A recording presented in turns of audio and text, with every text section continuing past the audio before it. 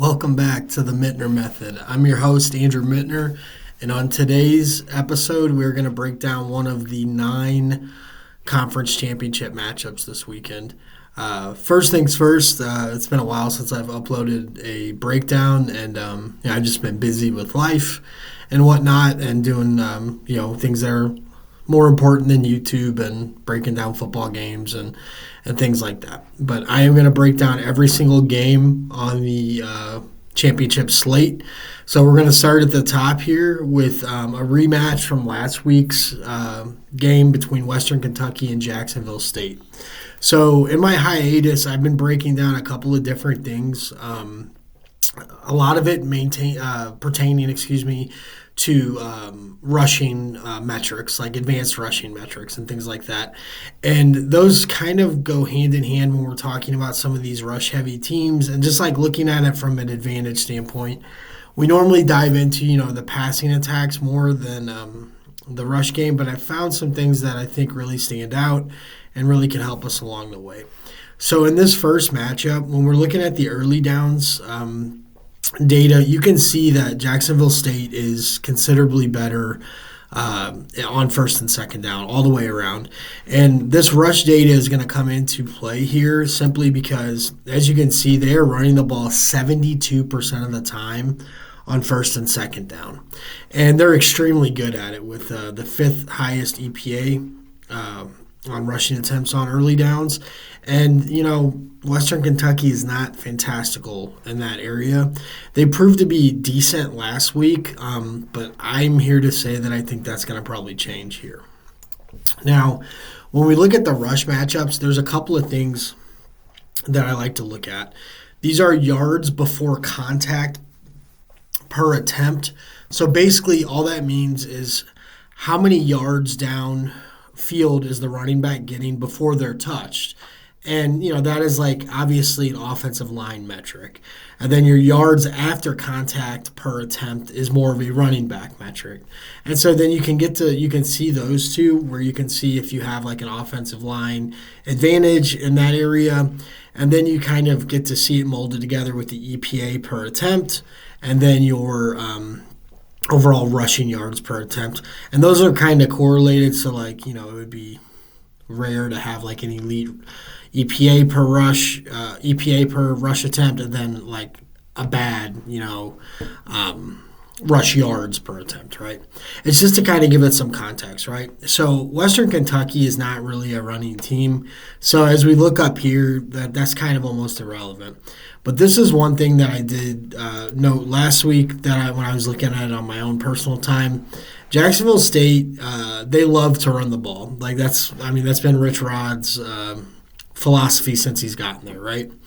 And that's kind of their identity. And that's one of the main things that I like backing teams late in the season are teams with identities and teams that do not really waver from who they are as a squad. So right off the bat, you can see a very big advantage for Jacksonville State when it comes to yards before carry. Now, Western Kentucky is very good at limiting yards after contact, yards before contact, is what I meant to say. I said yards before carry. But so this essentially means once Western Kentucky gets their hands on you, they're very good at bringing down the ball carrier. So they're very good at tackling, essentially.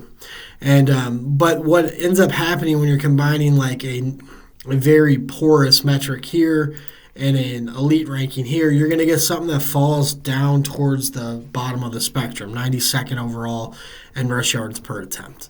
So this is going to be pretty much where the game is won or lost for either of these teams, right? Now, when we go to the schematic part, this is something different that I've been looking at, okay? So I use data from SIS Sports, and this way I can look at the blocking schemes and see if a team has a greater advantage in certain areas and what kind of schemes they run, because it does matter. It's, it's different technique and all of that, right? So as you can see, Jacksonville State runs a zone blocking scheme or a zone rushing scheme 67% of the time. That's good for 32nd overall, so they are one of the higher zone rushing teams. And when you look at the yards before contact on these type of runs, it is kind of what lines up versus what we were looking at on the first tab, right? And then their yards per zone attempt are very good, 5.53. EPA per zone attempt, very good, ninth. But you can see over here that the clear advantage is going to be on the man the man gap schemes that they run about 33% of the time. Now, they're elite on both sides running the ball, whether it's zone or man gap schemes, but this is where Western Kentucky is infinitely worse. Almost 4 yards before contact on man attempts, and then 6.3 yards per attempt on those schemes, and that's just an insane clip. That's really, really bad. And so this is an area where, like, if Jacksonville State brings their blocking scheme more to an even toll here, they're going to see the advantages that they basically somewhat had last week, but it was a little muted, right? Now, when we go to the advanced statistics side of it, it's pretty straightforward. Western Kentucky is going to look to pass the ball, and they're going to look to just overwhelm Jacksonville State's defense in that regard, whether it's the short passing game or just the intermediate. And the thing is, Jacksonville State they're respectable on defense, 56th in passing efficiency and 56th in passing explosiveness allowed. And you can see they're a little bit above average in a lot of things, but they're not elite in anything, and that's not really their identity, right? Their identity is the offensive side of the ball. And so the thing here, Western Kentucky, 122nd in stuff rate, 111th in defensive line yards, 117th in defensive havoc overall, and then almost dead last in defensive back havoc, 3.5%. And then rushing efficiency, very poor, 96th, but they're good at limiting explosiveness.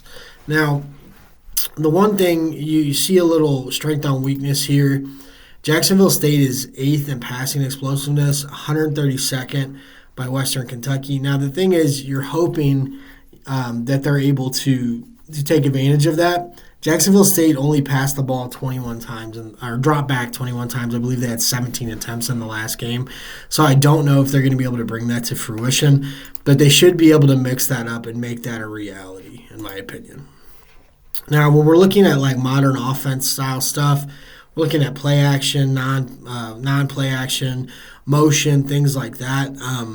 You can see Jacksonville State's pretty middle of the road with that.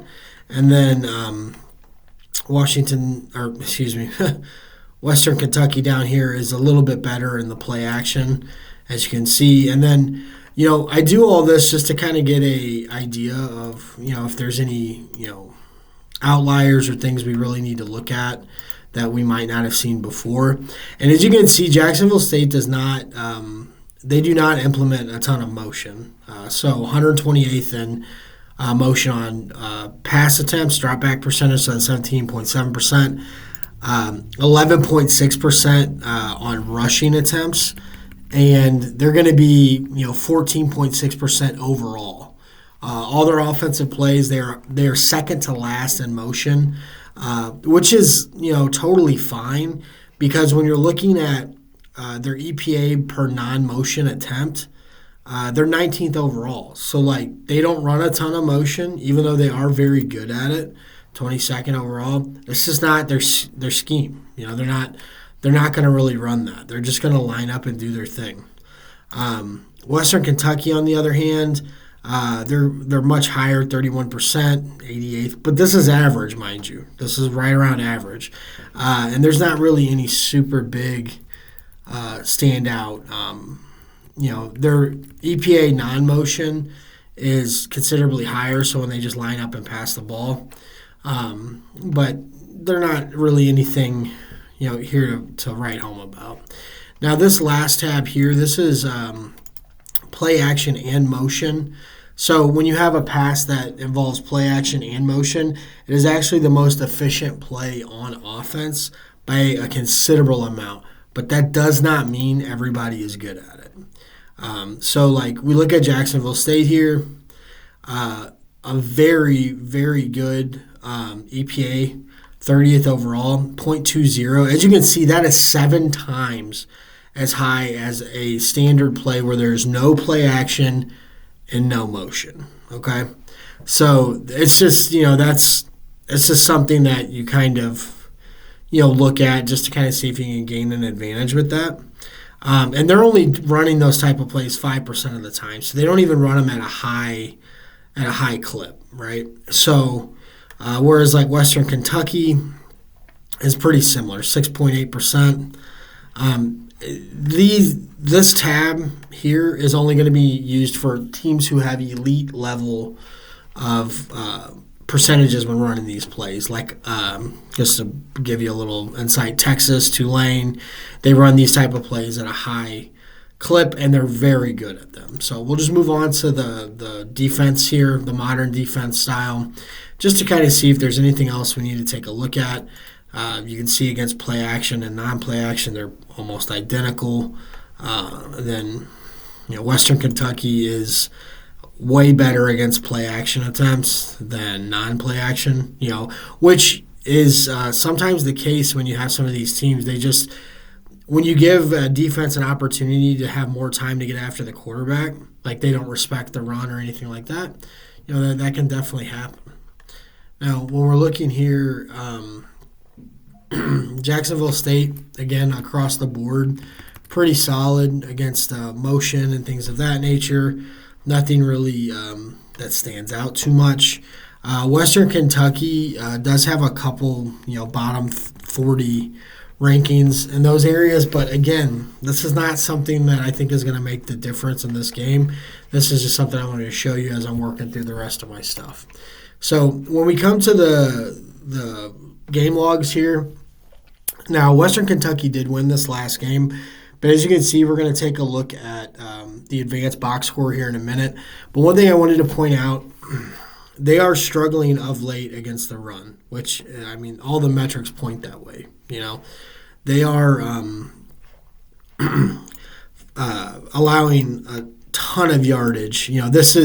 Look at the last 4 weeks alone, right? They're 2-2 in the last 4 weeks, allowing 6 yards per attempt, 4.27 yards, 6.65, 5.33. Like these are not like this. The issue when you're facing a team of this nature, when you allow a team to be able to kind of impose their will, especially running the ball, they control the entire game script. And even though Western Kentucky is built to throw the ball and spread it out and stuff, you still do not want you do not want another team dictating how the game is going to be played. That is never going to be an advantage for you. So when we look at this advanced box score, you can see that the post-game win expectancy, Jacksonville State should have won that game. 81% of the time, if they were to play again with each team attaining the same stats, they would be expected to win 81% of the time. The biggest outlier for me, looking right here, Jacksonville State only got 4 opportunities. And that's when you get inside the opponent's 40-yard line. But they made the best of it. They scored all of their points on those opportunities, 17 total. They just were unable to penetrate into Western Kentucky's 40 more than that. Now, Western Kentucky had almost double the opportunities, but they just were not efficient with them. Were unable to, really stand out. Now, the other stuff in the box score that really, there wasn't a lot of havoc in this game. And you can see like Jacksonville State is not great passing. They're overall negative there. And Western Kentucky's not great rushing. Like these are this is expected. None of this is outside the norm. Jacksonville State 5% advantage in success rate overall, 3% on standard downs, and 5% on passing downs. So, and they were basically dead even in explosiveness, right?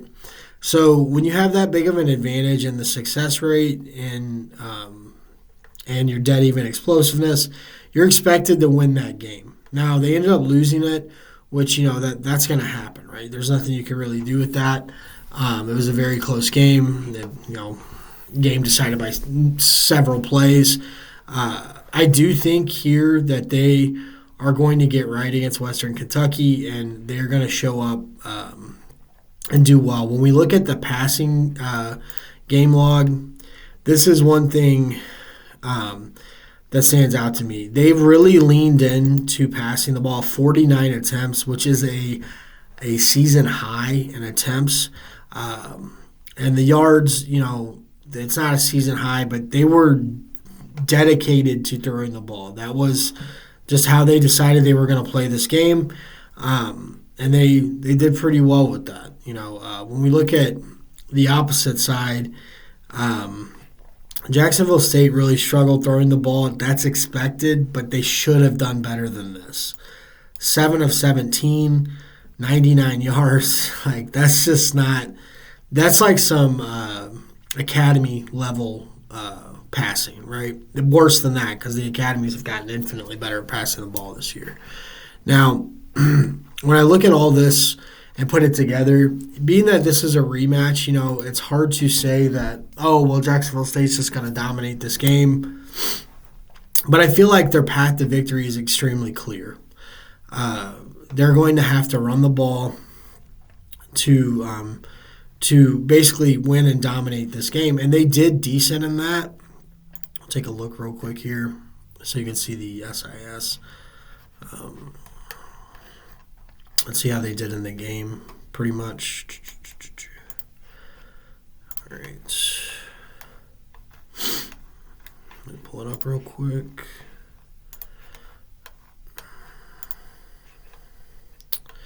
So their EPA was not great, negative 2.13 and negative 0.050 per attempt.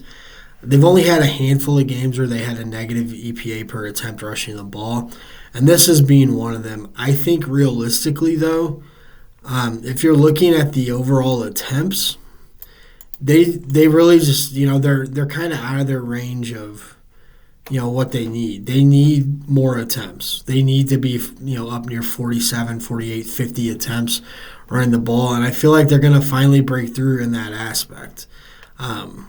And so when I look at this and the comeback on this game, I believe Jacksonville State is favored by 2.5 to 3, depending on where you're at in the week, where the line's at. I think they have the clearest path to victory here.